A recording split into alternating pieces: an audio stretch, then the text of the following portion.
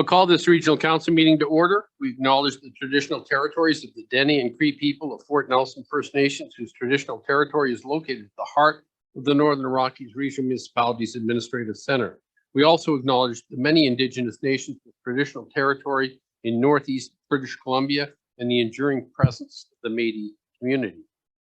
Please be advised that tonight's meeting is available for the public to attend virtually, is being streamed and recorded. Should virtual attendees wish to address council during either the public comment period or the question and answer period, use the raise hand feature on your webinar controls. When it is your turn and are prompted, unmute your microphone, state your name, and ask your question. Once your question is ended, you'll be muted again. Are there any council additions tonight? Any CAO additions? Mayor. I just have one addition, letter from the Honorable Josie Osborne. Can I get a motion, please, to adopt the agenda? Moved by Councillor Souls, seconded by Councillor Roper. All those in favor? Carried. Adoption of the, a motion to adopt the minutes of the Regional Council meeting of September 26th and the Special Regional Council of September 26th. Moved by Councillor Gurwin. I need just a correction, please. Correction? Yep. Very well. On the Regional Council, September 26th, page 17, missing the word no, it says that there were questions from the media or public, and I think it should say there were no questions from the media and public. Very well. Can I get a motion to adopt those minutes with the correction? Moved by Councillor Soul, seconded by Councillor Andrews. All those in favor? Carried. Are there any virtual attendees who are commenting on tonight's meeting? Very well. Administration report number 75, Downtown Revitalization Project. Ms. Vandersteen. Good evening, Mayor and Council. The Downtown Revitalization Planning Project is moving ahead as planned. So we've just finished our public engagement session, with the last one being in late September. As a virtual option for anybody who couldn't attend in the summertime. So attached is the engagement summary report, and we just want to provide an update that it is moving forward and we're at this stage, and then are currently working on drafting the draft concepts, which will go out to the public hopefully by the beginning of November. So just providing an update to council on the project and how it's moving forward and providing that engagement summary. Thank you. Are there any questions for Ms. Vandersteen? Councillor Gurwin. Oh yeah, thank you. No questions. I just wanted to say, like, holy cow, that was such a great report, and some of those comments were like, they were incredible, especially page 33 of that email that was written. So I just encourage absolutely everybody to read it. It's on page 33.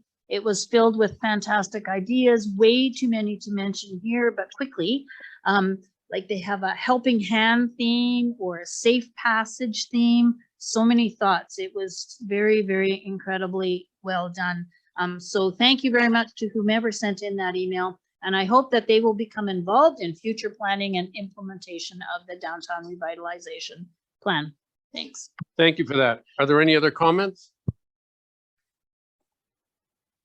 Very well. Moving on. Administration report number 76.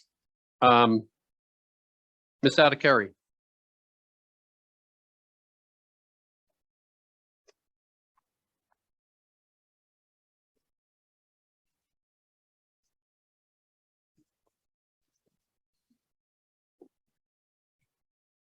Good evening, Mayor and councillors.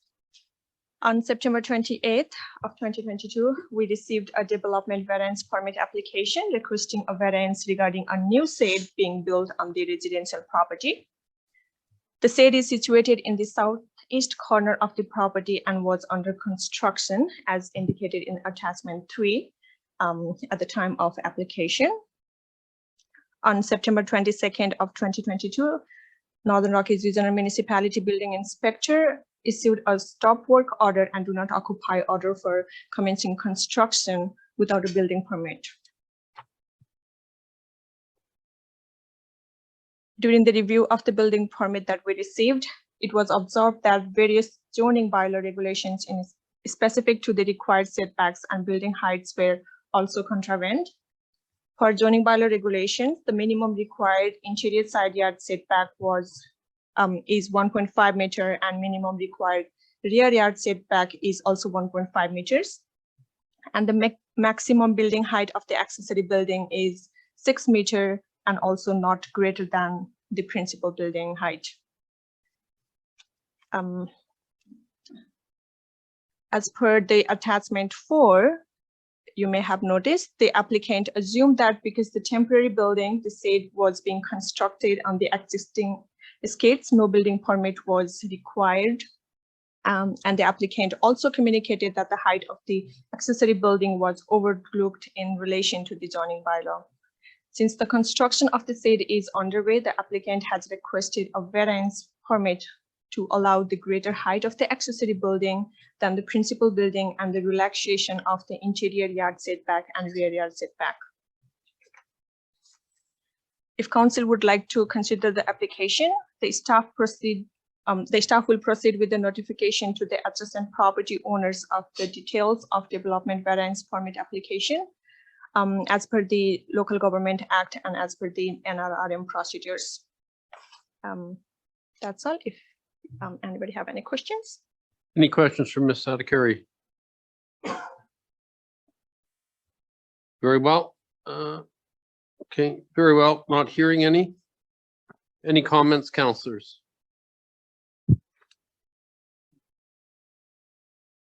Councillor Souls. The new shed looks a whole lot nicer than the old one. It does indeed. And, you know, when I read this and I read the email from the contractor, it seems like this was an error. And it's unfortunate that that they exceeded the height bylaw by that much, but I think we should send this off to resident property owners for comment.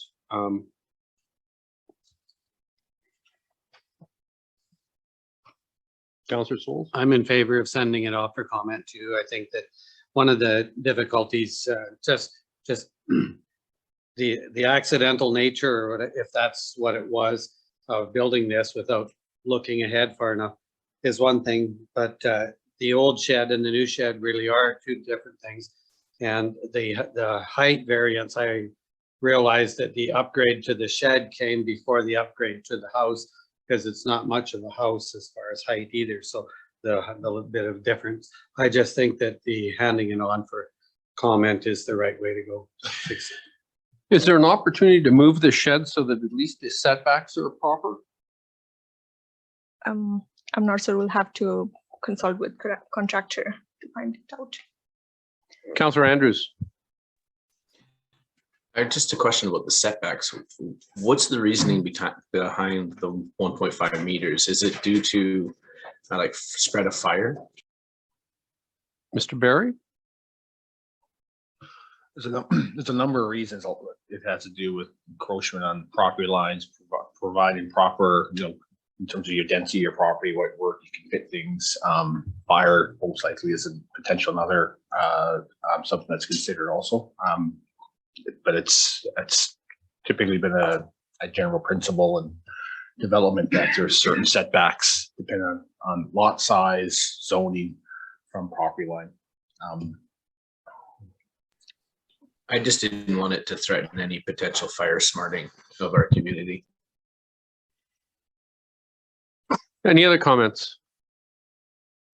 Very well, then I'll ask for a motion for the recommendation that staff proceed with notification to adjacent property owners the details of the development variance permit application DVP 2203 for section 499 of the Local Government Act and the NRM's procedures. I'll make that motion. Do I have a second? Seconded by Councillor Roper. All those in favor? Carried. Thank you. Thank you.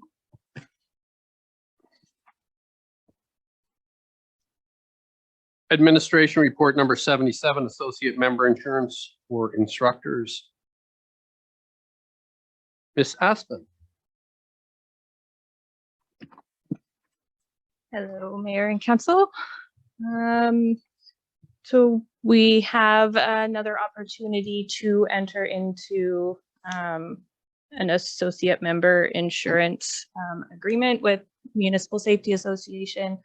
In this case here, they can provide us with a group insurance premium that we'd be able to pay into for $350 a year, which would allow us to incur the liability for instructors of a group of instructors that could provide a range of recreation services. Are there any questions? I have none. I think for the small amount of $350, I think we should just go ahead and do this. Make that motion. Moved by Counselor Gerwing, seconded by Counselor Roper. All those in favor? Carried. Thank you. Thank you. Administration report number 78, fourth quarter grant and aid request. Ms. McIver. So as council knows, it's beyond our typical intake for grant and aid requests for 2022. However, these ones were preemptively encouraged to apply. And I think in our last meeting, you were given the heads up that they'd be coming. So these are from the two agencies that unexpectedly were assigned roll numbers this year. And as a result, had taxes due. Both are within our facilities, but BC Assessment does review all of our lease agreements that we hold, and in every case, they assign a roll number regardless of the size of the space. So these two groups have been added to the 2023 permissive tax exemption bylaw. So this we won't see these again next year, but for this year, obviously, those tax costs were not built in to their budgets, and so we encourage them to apply under the grant needs since there was some surplus funds there. Very well. Any comments? Any reason why we can't make this one motion? Motion to accept both grant and aids. Moved by Counselor Roper, seconded by Counselor Andrews. All those in favor? Carried. Thank you. Bylaw number 202, Ms. Adhikari.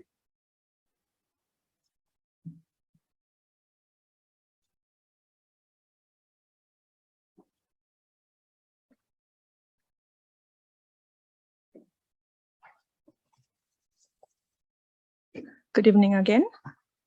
So I'm bringing back this report for zoning amendment that Council may recall was brought a couple months before.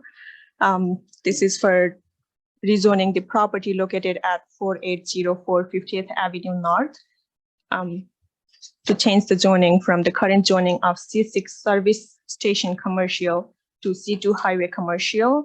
That would facilitate the development of a restaurant and a drive-through business in the property.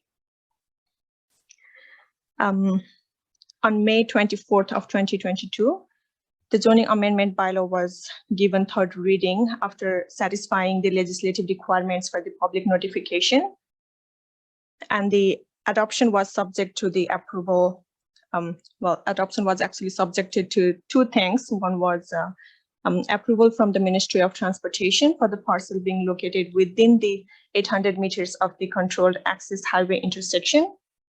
And the other reason was, as requested by the applicant, the adoption was deferred pending transfer of the property ownership.